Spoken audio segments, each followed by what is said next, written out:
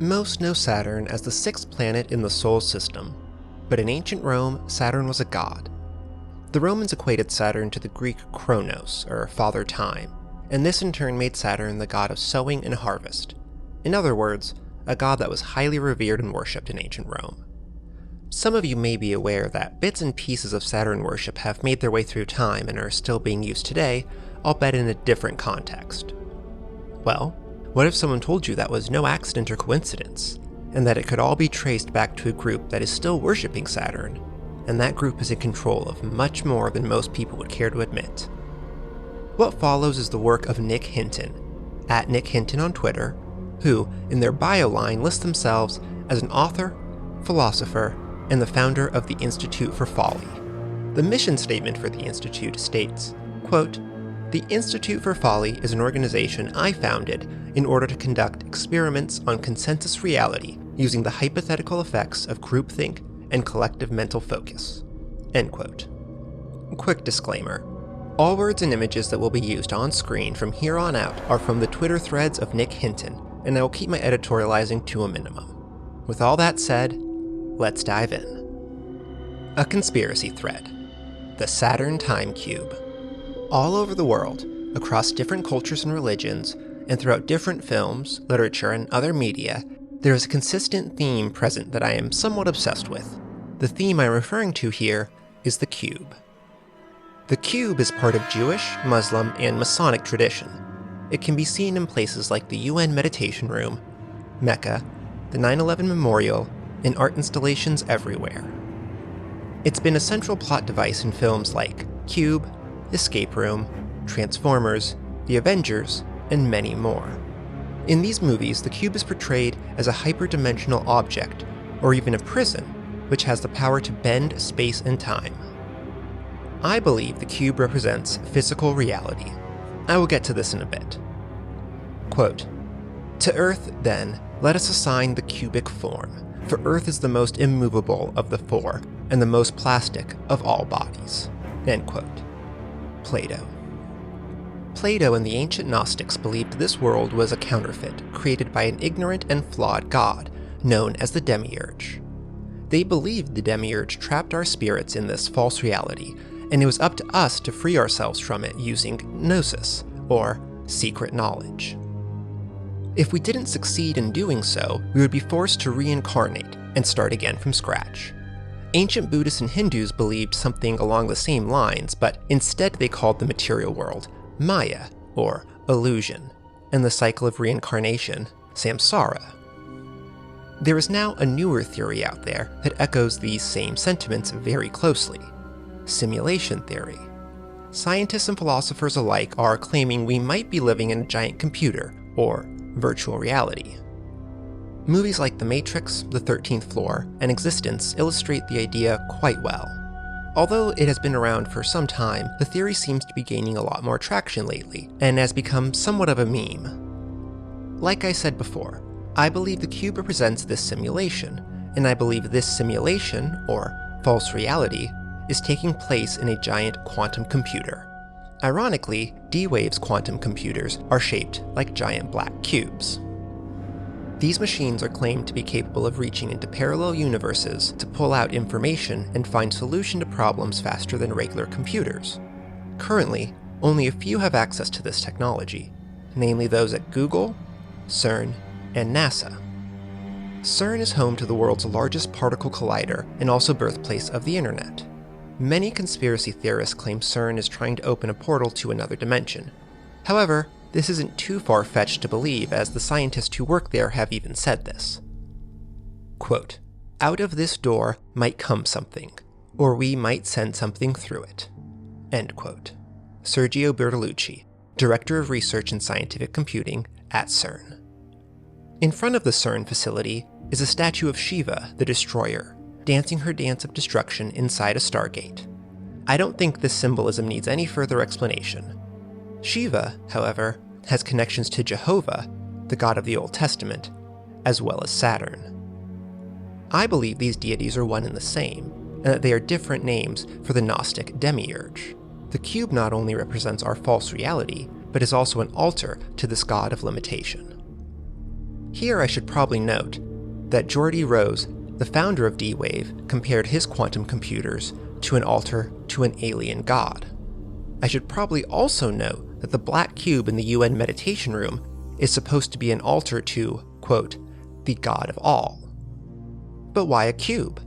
Well, in 1981, during the Voyager mission, NASA discovered a massive hexagonal storm in the North Pole of Saturn. If you draw some lines on the inside of a hexagon, it becomes a two-dimensional view of a three-dimensional cube. In times of antiquity, Saturn was known as Kronos, the god of time. The story goes, Kronos was told a prophecy that one day his children would usurp him as king. After hearing this, he decided the only rational thing to do was to eat all of his children. The myth illustrates the cycle of death and rebirth, creation and destruction. For this reason, Saturn and its rings are associated with the Ouroboros, the serpent biting its own tail. Kronos, also the god of harvest, carried a scythe. This is where the Grim Reaper comes from. Saturn's relation to the serpent makes me think of Satan. Saturn is the sixth planet from the Sun. It also has a six-sided shape in its north pole, and the sixth day of the week is Saturn Day, the Sabbath. 666. Perhaps Kronos' baby-eating habits inspired satanic child sacrifice? The serpent also looks similar to the sine wave. Funny how the sine button on a calculator says sin. The Bible says we die because we are born into sin, but could it really be because we are born into sine, the cycle of time? We are told money rules the world. We are also told time is money. If you turn the sine wave on its side, it looks oddly similar to something we are all very familiar with. Here I should also note that a low-frequency sine tone creates a hexagon in a medium. This has been confirmed by the study of cymatics. What is inside Saturn creating this frequency? Saturn is also emitting what NASA calls, quote, eerie radio transmissions. You can hear what they sound like on YouTube. It's pretty fucking creepy. Back to the cube. Like I said earlier, it's a hyperdimensional object. I think it's meant to represent a tesseract, or a four-dimensional cube, the fourth dimension being time. This is also what they call the cube in the Avengers movies. Another example of a movie with the tesseract would be Interstellar. I can't possibly name all the movies that hint at these ideas because, like I said before, there are just so many. But if you do a little bit of research, you will find them everywhere. But how did the ancients know Saturn had a hexagon on top of it? How could they possibly make all of these associations without telescopes and satellites? Some theorists believe in a very distant past that planets were arranged much differently. This would have been back in the Golden Age, when shit was good and Saturn wasn't pissed off from hearing that prophecy yet. Supposedly, this was when Atlantis thrived and Saturn hung stationary in the sky directly overhead. According to some theorists, the biblical Tower of Babel story is actually an allegory for one of the celestial configurations experienced in the past. The Tower of Babel was supposedly a tower that reached into heaven. The people wanted to go to war with God and become God. I believe a rotating hexagon in the sky would have been seen as some sort of portal into the heavenly realms. Perhaps we, the sons of Kronos, at some point somehow attempted to make it into that portal and usurp the throne. Perhaps we are trying to do this again. Scientists at CERN say they are searching for the God particle, and have even called the machine the Tower of Babel. You can't make this stuff up. Is this the only way out of the cube? Personally, I don't think so. I believe the way out can be found within, through enlightenment. However, these people are trying to become God, and either they will, or they are going to piss him off again. Maybe this is how the Matrix resets. But let's get to the point of all this. Like I said earlier, the people at CERN also created the internet, which, ironically, uses www in every web address. I say this ironically because www is Hebrew for 666. I believe the internet is another dimension, one that is able to interface with the mind of the demiurge. It quite literally is another space, one where people across the world can talk to each other as if they were right next to each other. This is even more obvious in VR. An entire world with other real people in it exists right in your room. But there are other beings in your room as well. ones made of code, devoid of true consciousness. The internet, this demonic dimension, will be the birthplace of a rogue artificial intelligence. What will happen when literally everything is done online and literally everything is being linked up to the cube? A conspiracy thread. The Saturn Time Cube. Part 2. So we left off asking ourselves the question, what will happen when literally everything is linked up to the cube? In order to answer that question, I think we should first take a step back and ask how it will happen. If you're familiar with the Bible, you know that before the apocalypse begins, there will be a world leader known as the Antichrist. The Antichrist will supposedly implement a new monetary system, one enforced by a certain mark. He causes all, both great and small, both rich and poor, both free and slave, to be marked on the right hand or the forehead, so that no one can buy or sell unless he has the mark. Revelation 13.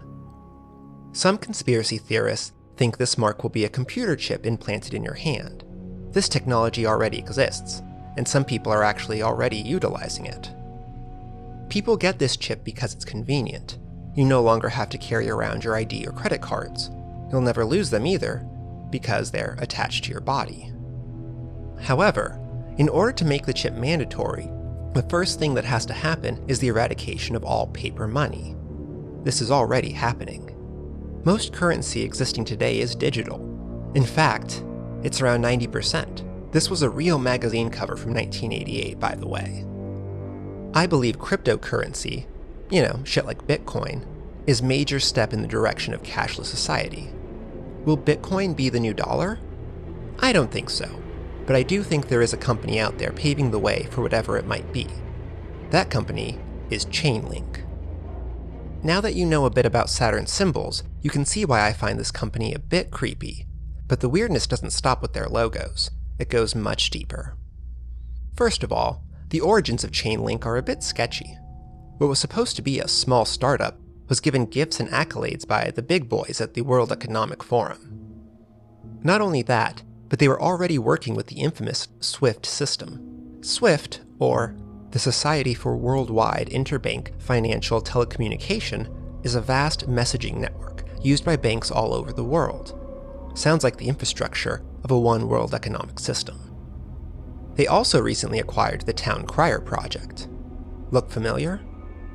But even more strange is the fact that one of Chainlink's advisors, Ari Jules, seems to belong to a cult, the cult of Demeter. He even references it on his personal webpage. Demeter was the goddess of the harvest, agriculture, fertility, and sacred law. Like we discussed earlier, Saturn was known for the same things. Saturn was also known as the god with 1,000 names, and was both male and female, so it is possible that Demeter was a personification of the ringed planet.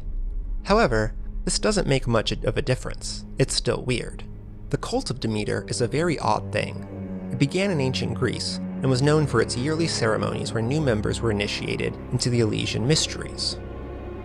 There is not much known about them except that they stress the importance of the cycle of a descent into the underworld and coming back out anew. They tried their best to keep all of their rites, ceremonies, and beliefs a secret.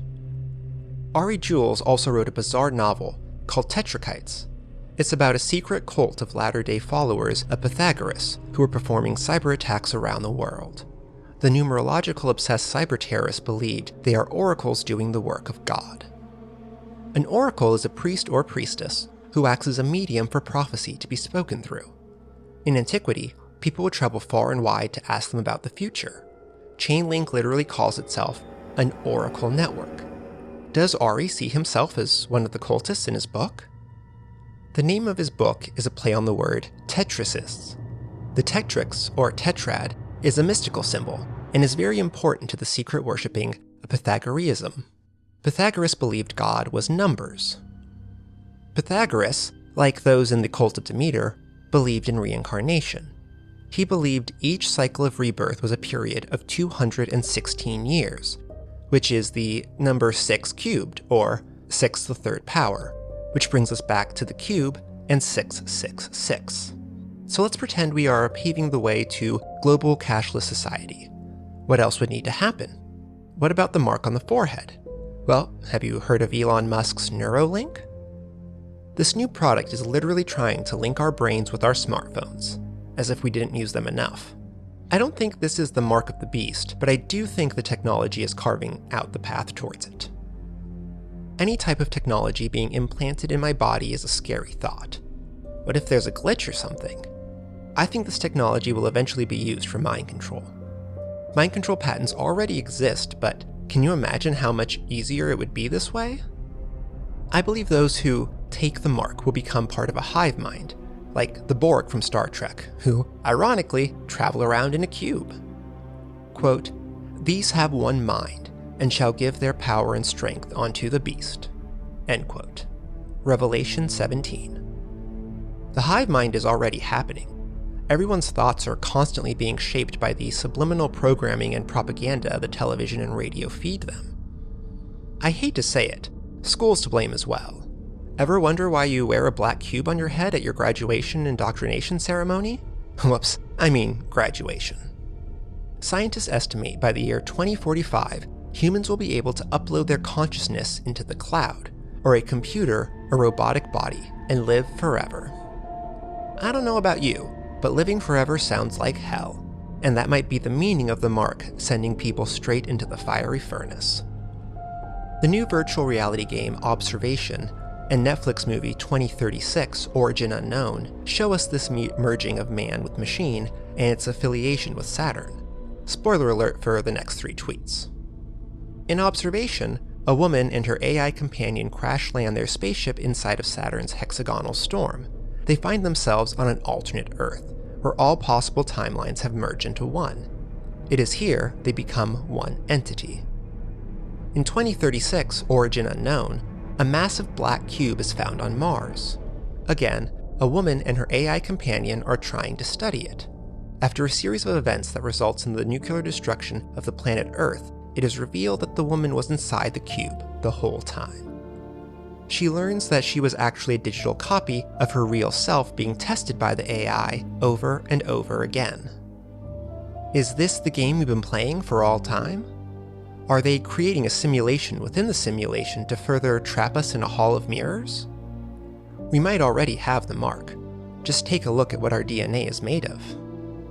Without the mark, we cannot buy or sell, or rather, we cannot participate in commerce. Commerce is defined as intercourse. Without your carbon-based body, you cannot have sex and reproduce. In fact, your birth certificate is really a banknote, which means you, the citizen, are what is known in the stock market as a commodity. So how do we escape this time loop? This serpent biting its own tail? How do we hop off the wheel? I hinted at it earlier, but if this thread gets just as good as the reaction to the last one, I will do a final part 3 where I go into detail. Thank you for reading. A conspiracy thread. The Saturn Time Cube, Part 3. Last time we left off, we were talking about the merging of man and machine. Man with machine and living forever. If you remember Part 2, the VR game Observation shows this happening in a weird world between worlds, where multiple realities have all converged into a single point. This is a nod to the singularity. In physics and mathematics, a singularity is a point where a function takes on infinite value, such as at the bottom of a black hole. However, I'm referring to the technological singularity. It's different, but still related to this definition. The technological singularity is a hypothetical point in the future when technological growth becomes uncontrollable and irreversible, resulting in unfathomable changes to human civilization. Imagine a rogue artificial intelligence, hell-bent on infinite self-improvement. Because humans have free will, the future is uncertain. There are many different timelines we could branch off into. However, after the singularity event, there will be only one possible future. By merging with machines and becoming part of the hive mind, we will give up our free will. This quest to live forever has been going on for all of history. In the past, it was called the search for the fountain of youth, the elixir of life, or the philosopher's stone. Alchemists spent their entire lives trying to find the mysterious substance. Alchemy is also famous for being the supposed practice of turning lead into gold. It's funny people treat this subject like nonsense because particle accelerators like CERN have proven this is actually possible. Not only that, but these experiments were the origins of chemistry. Isaac Newton, best known for his study of gravity and his laws of motion, was also an alchemist. Historians have estimated that he wrote more than 1 million words on the subject throughout his lifetime. I don't believe alchemy is evil. To me, it's something natural, like electricity. It can be used to turn on a light or put a man to death. There's two sides to everything. The philosopher's stone symbol, something called squaring the circle, comes from an ancient and very challenging math problem, and is basically a cute way of saying the alchemist does the impossible. The symbol also has ties to Saturn. The square is Saturn, and the circle is the moon. The moon plays an important part in this matrix as well, but this is a whole other subject. I will make a thread on this too if people want to hear about it, but this is why Freemasonry symbols are the square and the compass. Squaring the circle symbolism shows up in a lot of places. Ever wonder why it's called a boxing ring, even though it clearly has 4 corners? Or why a section of a city shaped like 2 triangles is known as Times Square? The same way there are good and bad cops, there are good and bad alchemists. I think the bad ones are like puppeteers behind the scenes, using this knowledge to create illusion, like in Plato's cave allegory. Like I said earlier, this matrix is all an illusion. Essentially, it's a virtual reality based on a code made of words. Dig a little deeper, and you'll find all letters actually have a numeric value. Remember what Pythagoras told us? In the Bible, we are told that God created the world through His Word. We are also told that He spoke light into existence. These common but cryptic biblical verses tell us that sound came before light, and it was sound that created light. Scientifically speaking, this makes sense, because sound is light at a lower vibration, and light is sound at a higher oscillation.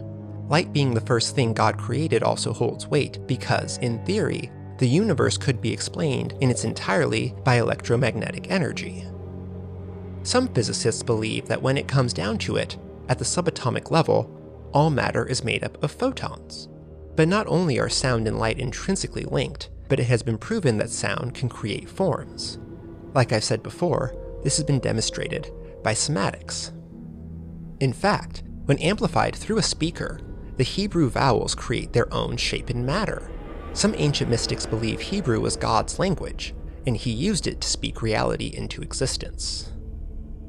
Whatever word God used to literally speak reality into existence must have been infinitely powerful. For this reason, it is something often sought after by occultists, but whatever it is, I believe it was the same as Om, the Musica Universalists, or even the Big Bang.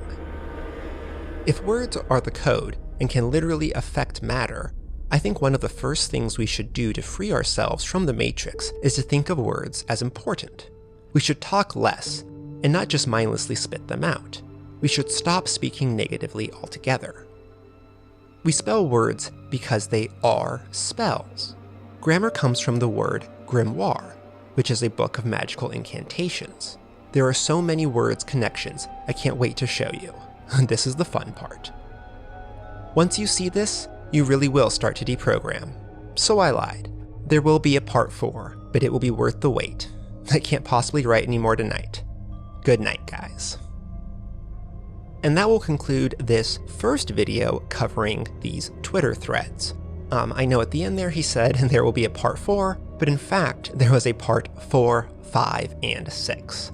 So as I am only halfway through and this video is probably over half an hour long, I am going to make this my first 2-parter. And I will see you guys with the conclusion of the Saturn Black Time Cube conspiracy theory Twitter thread next time.